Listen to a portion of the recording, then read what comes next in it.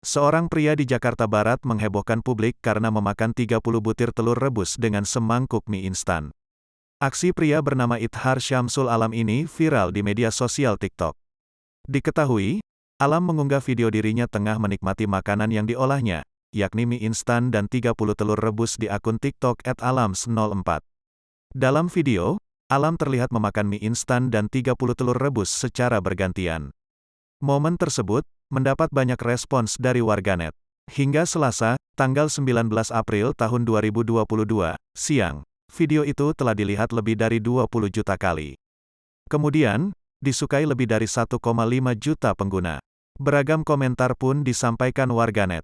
Dikonfirmasi tribunnews.com, Ithar Syamsul Alam merupakan warga Jakarta Barat yang mengunggah konten video makan 30 butir telur dan mie instan. Ia mengunggah videonya di akun TikTok pada tanggal 27 Maret tahun 2022. Menurut Alam, video tersebut awalnya dibuat karena iseng.